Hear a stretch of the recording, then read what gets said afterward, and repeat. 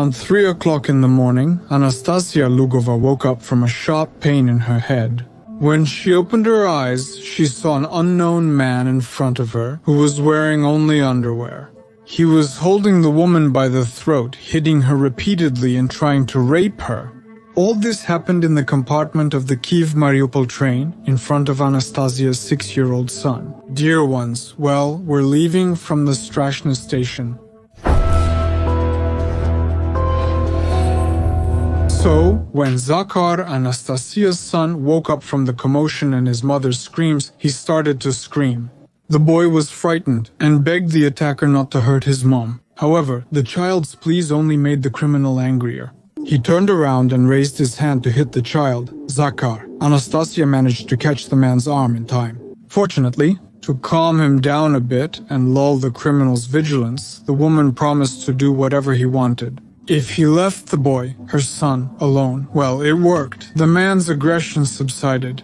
Instead, he became very aroused. He took off his underwear and started harassing Anastasiya, already, as you understand, without any clothes. At that moment, the woman already understood that she needed to act cleverly and carefully so as not to provoke a new outburst of anger from the attacker. She couldn't just leave the compartment because before beating her, the man had blocked the door. So Anastasiya decided to wait for the right moment and escape together with her son. Well, for now, she had no choice but to play along with the attacker. So, when he started making advances toward the woman, she asked him to wait a little, explaining that her son was still awake and could see everything.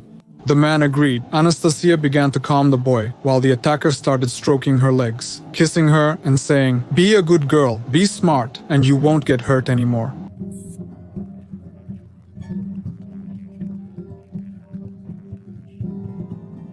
Anastasiya realized that in order to escape, she needed to somehow unlock the door and get the man out of the compartment. So, she suggested going to him so that everything wouldn't happen in front of Zakhar. That is, yes, this man was not traveling with her in the same compartment. Initially. In short, the criminal accepted this suggestion from the woman as well. He wrapped himself in a sheet and led her to his compartment. When they went inside, the man immediately locked the door again. Once inside the locked room, Anastasiya began to look around. She noticed a sliced melon lying on the table. A knife was stuck in the fruit. Then the woman realized that screaming and calling for help was not an option in this situation. She was afraid that if this man was capable of beating a defenseless person, then nothing would likely stop him from stabbing her to keep her from screaming. While all these thoughts were racing through the woman's mind, the attacker had already taken off the sheet and started harassing Anastasiya again. At that moment, in another compartment, Zakhar began to cry and call for his mom. Hearing these cries, Anastasiya realized that this was her chance to escape. She turned to the attacker and said that her son needed to be calmed down, otherwise his cries would wake up all the passengers on the train. But does he need that? The criminal reluctantly but still let the woman go. But before she left, he ordered her to come back as soon as Zakhar stopped crying and screaming. Otherwise, the man threatened that he would find Anastasiya, and then something much worse than beating and rape would await her. After leaving the man's compartment, the woman rushed to hers as fast as she could, grabbed her son, and ran to the train attendant. However, she was asleep and still groggy, didn't understand what was happening, so she couldn't react quickly or offer any help. Meanwhile, the attacker realized that Anastasiya had escaped and wasn't planning to come back. He wrapped himself in his ill-fated sheet and started chasing after the woman. The man even had the audacity to shout that Anastasiya was not a victim of assault and harassment, but his lawful wife who had just made something up. The woman, realizing that she wouldn't find safety in this car, ran into another one. There, she knocked on the door of every compartment she came across. But unfortunately, none of the train passengers hurried to help. Only when Anastasiya ran to the conductor of this car, a new one, did the railway worker hide her in her compartment and report the incident to the train chief. At that moment, there were still more than 3 hours left to Kyiv, where Anastasiya and her son were heading that day. Just so you understand, this train doesn't make frequent stops, so I had a choice. Either stop the train in the middle of the night in an unknown place and wait for the police, or continue on to Kyiv, and I chose the second option. The train chief gave instructions to guard the stranger and not let him escape. After all, he threatened to pull the emergency brake and break a window. At 7:11, we arrived at Kyiv Passagiersky station, where a police squad was waiting for us, called by my husband. Please note that it was the victim's husband who reported the incident to the police, not the Ukrzaliznytsia employees. Moreover, according to Anastasiya and her husband, the conductors not only failed to do this, but also offered the victim money so that the couple would not contact law enforcement. Anastasiya's husband spoke about this later. As it later turned out, he was riding on this train without a ticket. This confirmed that the conductors they didn't call the police. That is, the police were called by me. The conductors were telling me, don't call the police, please, he's ready to pay. Nastya said, no, I won't accept any money from him, only justice. And the conductors said, then we're ready to pay everything we have. They named a certain amount and basically offered a bribe so that she wouldn't take this case to court, wouldn't sue him, because they said we'll get fired from our jobs. It was precisely because Anastasiya refused to take money from either the attacker or the railway workers and refused to cover up the incident that the perpetrator was caught. Soon, a preventive measure was chosen for him in the form of detention for 60 days without the right to post bail. Later, it turned out that the man's name is Rudsko Vitaly Yevhenovich. He was born in 1975 in Zaporizhzhia. Before the attack on Anastasiya, 45-year-old Vitaly already had 3 convictions behind him. In 1990, he was convicted of hooliganism. In 1996, he served time for car theft. And in 2008, he ended up behind bars again for another theft. Now, for the attack on Anastasiya, he was again facing a sentence of up to 7 years in prison. While Vitaly was waiting for the trial that would decide his fate, Anastasiya and her son had to go through a long rehabilitation process. The injuries inflicted on the woman by her abuser turned out to be quite serious. Although, according to Anastasiya's friend, the forensic experts who first examined the victim claimed that they found only soft tissue injuries and classified them as minor injuries. Such a conclusion by the experts did not satisfy the victim's relatives, friends, or the victim herself, since the woman's face was literally red, severely swollen, and covered with bruises. So Anastasiya turned to a private clinic, where she underwent a computed tomography scan. As a result of this examination, it turned out that the woman had a broken jaw. That's not exactly what you'd call a minor injury, let's put it that way. In addition, Anastasiya was diagnosed with a concussion, a broken nose, an ear injury, and multiple hematomas on her head.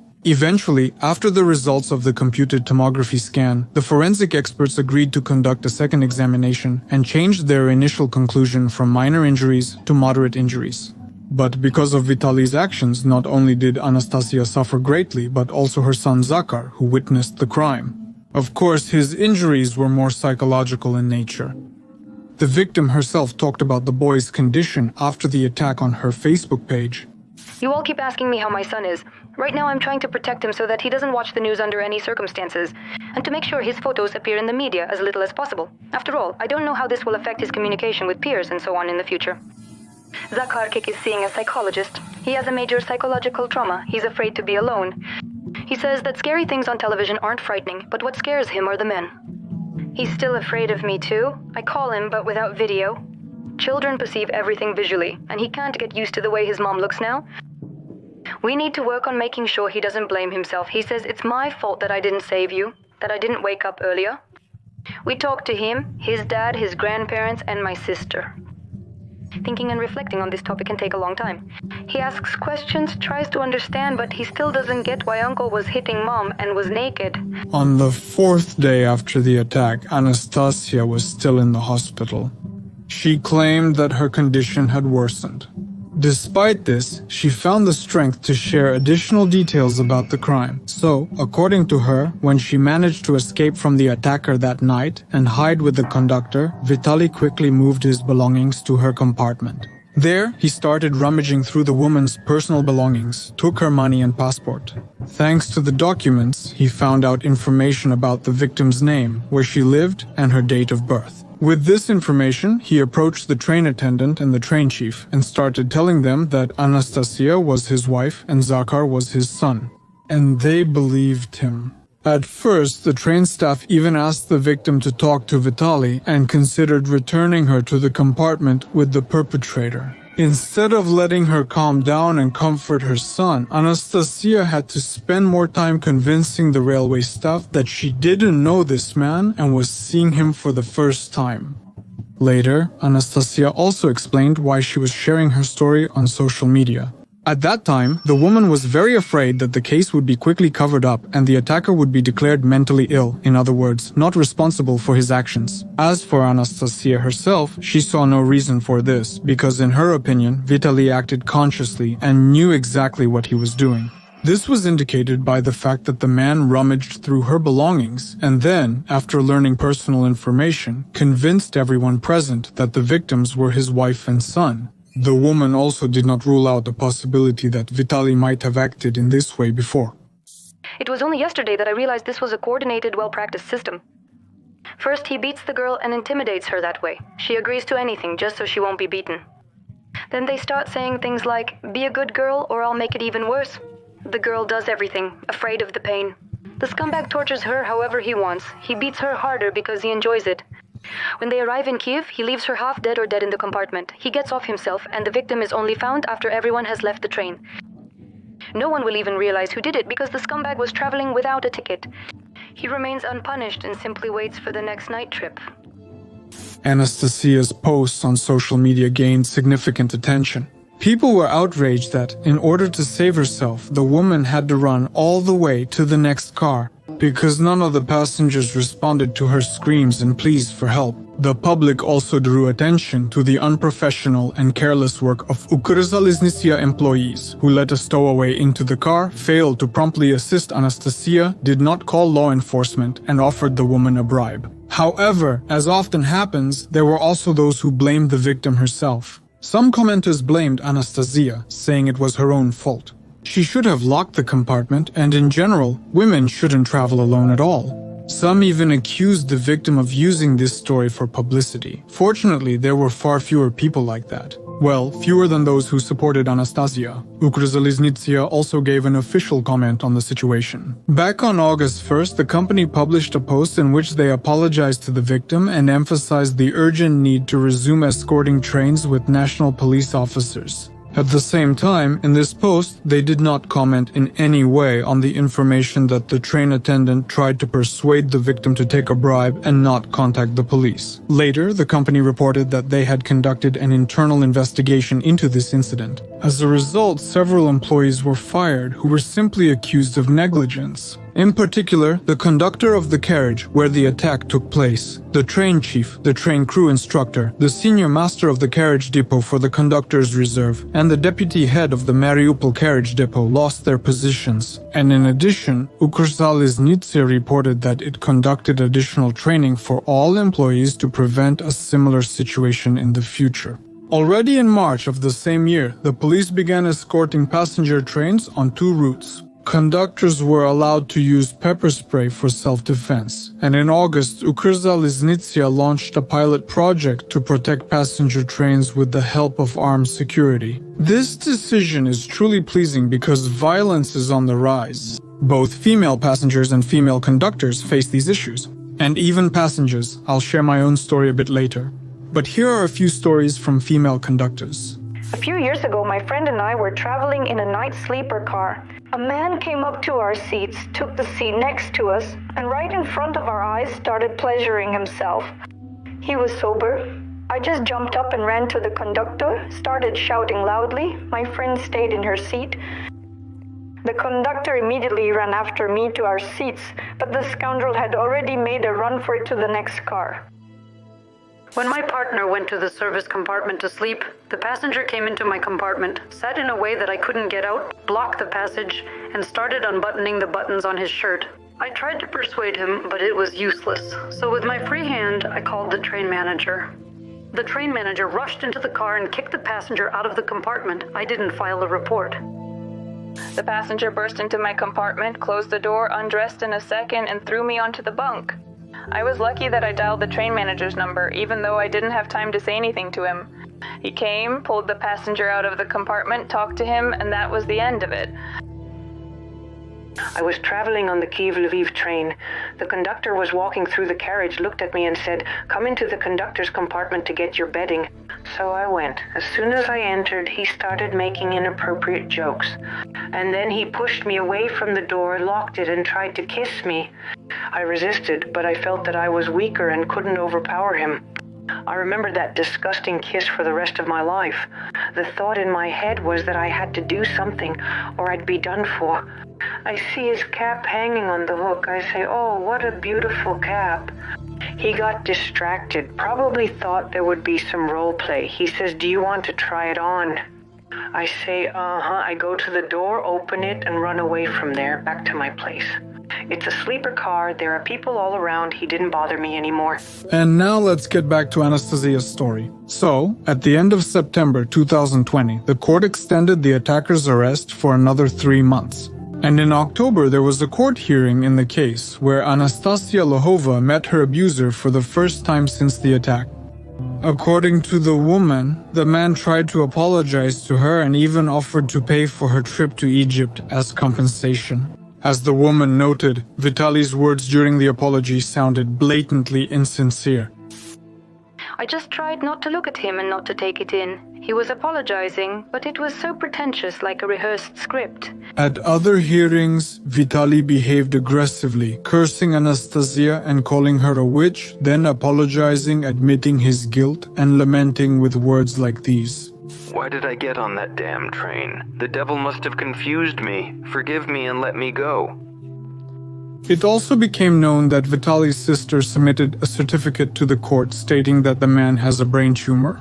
However, the court did not take this information into account because the defendant's illness was not proven. There was only a certificate. Nevertheless, in April 2021, it became known that Vitali Rutsko had died without ever receiving a verdict. According to the information provided by the Kyiv City Prosecutor's Office, on April 10, the man felt unwell and was taken from the detention center to the hospital the same day, where he died on the 13th. The death was natural due to illness. He had no bodily injuries. The further fate of the criminal proceedings in connection with the suspect's death will be decided at the next court hearing on May 19, 2021. Anastasiya also commented on this news. According to the woman, the fear she had been living with all this time, connected to the possibility that Vitali could be released and find her, died along with him. Due to the death of the accused, the Solomiansky District Court of the capital soon closed the criminal proceedings in the case of the attack on the Kyiv-Mariupol train. However, the man's death did not put an end to this high-profile story. You see, the thing is that within the already closed criminal case, there was also a civil lawsuit from the victim against Ukrzaliznytsia. The woman demanded 500,000 hryvnias in compensation from the company. Her main claim was that the employees knowingly let a stowaway onto the train, who then committed such a brutal crime. The woman was convinced that the whole story could have been avoided if all the employees had conscientiously done their jobs. In addition, she said that she is still struggling with the consequences of that attack. In particular, she visits an osteopath and a psychologist. Despite this, the court only partially satisfied Anastasiya's claims, ordering Ukrzaliznytsia to pay her 100,000 hryvnias. Well, dear ones, now it's time for a story from me. It happened, I think about 5 years ago or so. So, I was traveling with my ex from Kyiv to Lviv, and in our compartment we ended up with 2 men who seemed friendly, a bit older, maybe around 50 years old, give or take. They were drinking a little, but nothing too serious. They were friendly, all from Lviv. We found that out during the conversation. One thing led to another, like, "Where are you going? We're going home. Us too?" That kind of thing. And it seemed like nothing special. Our bunks were the second ones from the top. Theirs were on the bottom. We climbed up to our bunks, and that's it. We're lying down to rest, just messing around on our phones. One of those men gets up, kind of rough, with a belly, and he puts his hand on my leg like this. At first, I didn't even pay attention to it. He just put his hand there, saying something like, "So how are you? Have you been in Lviv long?" Just making small talk, seemed friendly. And then he starts kind of stroking my leg. I'm thinking, well damn, that's weird, I don't get it. He turns to my ex and puts his hand on her too. Now I'm thinking, okay, something's off here. But all this is happening while we're joking around, back and forth. He hadn't touched her yet, but then I see he puts his hand on her again, like on her shoulder, and starts doing that. I got annoyed right away and said, "Whoa, let's not do that. Like, don't touch my wife, don't touch me either, let's just go."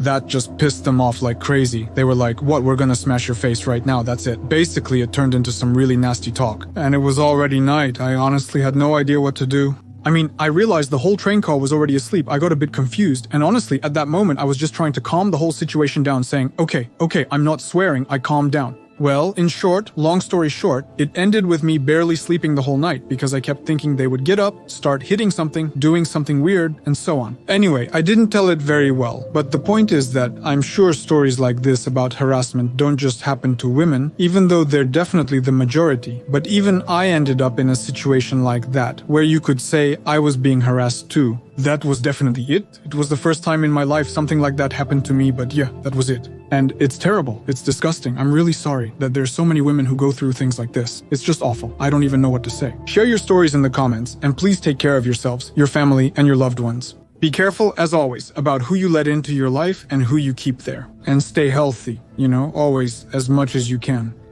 If you're a good person, if you're not, then to hell with you. But I think there aren't really any bad people. Alright, kisses to everyone, hugs to all of you. I've talked so much already. I'm off now. See you in the next video.